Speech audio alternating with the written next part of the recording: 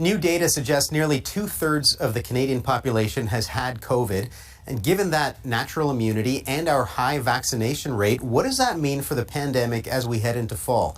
To help us answer that, we'll turn to Raywat Deonandan. He is an epidemiologist and associate professor at the University of Ottawa. Thanks for being with us. It's my pleasure. Thank you. A majority of Canadians now have caught COVID, plus you've got about 83% of the population fully vaccinated. Can you put that in context for us? Like, what does that mean for us right now in this moment?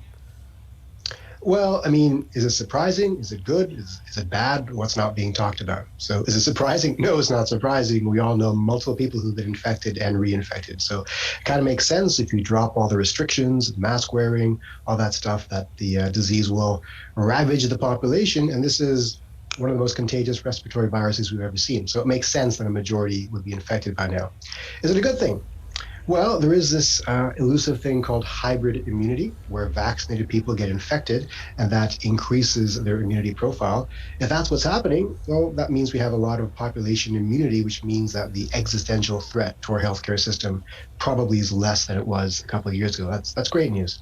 But is it a bad thing? Well, that's where it gets more complicated, because a lot of reinfections are happening. And with each reinfection, the probability of something bad happening, like a hospitalization or worse, increases, it seems. And we all hear the horror stories of long COVID. So we might be looking down the barrel of a long-term disability crisis in this country if indeed COVID does contribute to that outcome, which it looks like it probably does. That's not great. Can you talk to But what's not being... Oh, sure. Go on. Sorry, no, I just wanted to ask you about the long COVID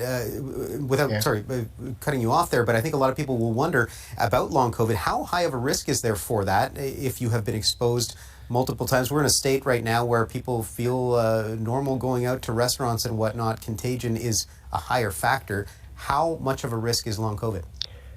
Well, if the question is how likely are you to get it, that's unclear. It depends on how you define long COVID. Typically, it's defined as symptoms lasting more than a few weeks past the end of your infection.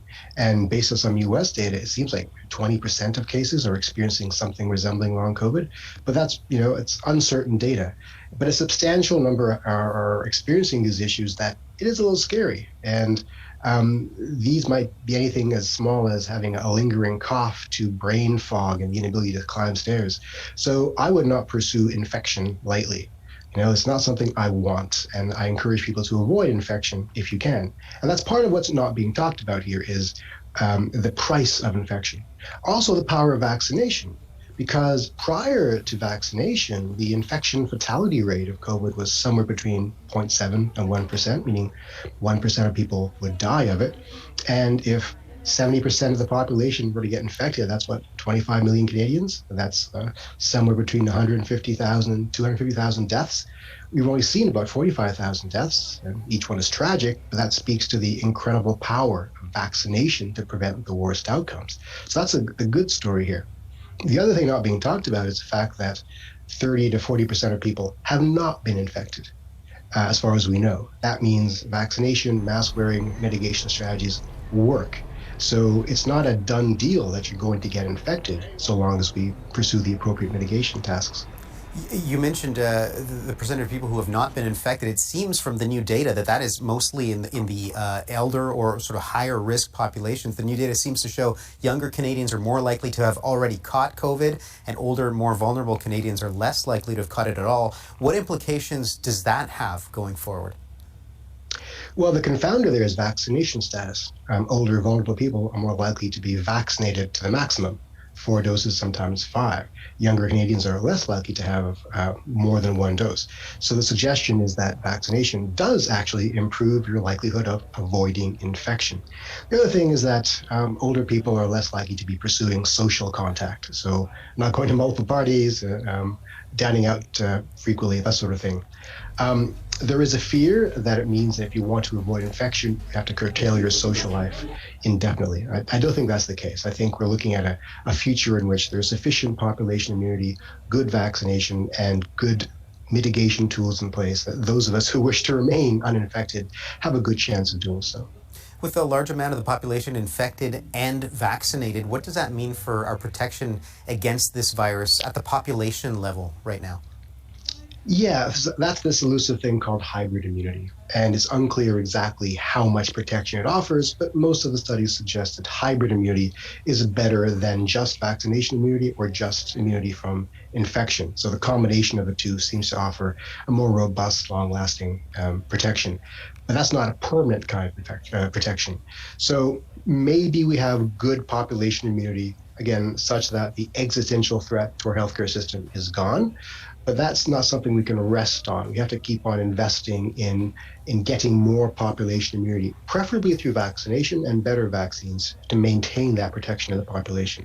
But there is definitely good news there, and there's bad news. But we can choose to focus on the good news for this conversation and say that it might mean that our population is becoming better protected, so that maybe by the spring we have this better and under control. We have a vaccine booster here in Canada that attacks the original strain plus the BA1 strain. And then in the United States, they've approved a vaccine that tackles the original strain plus two new variants, the BA4 and BA5. Some people are going to be wondering, like, should they wait for that vaccine to come to Canada or just take the one that strictly covers BA1 and the original strain here in Canada? Right. So the BA5 tune vaccine is probably a little bit better than the BA1 tune vaccine. The mouse data is inconclusive, but it probably is a little bit better.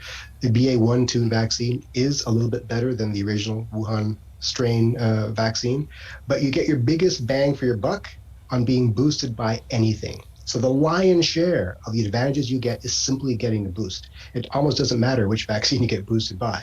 But if you have the option, obviously you get the one that's better tuned to the one that's circulating. So the Omicron tailored bivalent. Should you wait until we have the BA4 or 5 tuned bivalent in Canada? Depends on how long that's going to be. And it may be until December or January or so. In my humble opinion, I think you should get the current bivalent right now so you have maximum protection during the current wave. But if you can cross the border, that's an option for you that I'm not going to advocate for most people, but many options exist for us. But again, you get your biggest bang from simply being boosted by anything. And finally, in the last few seconds we have left, I just wanted to get your perspective. As we enter the fall, do you anticipate any future spike will be diminished by the amount of people who are boosted and have been infected?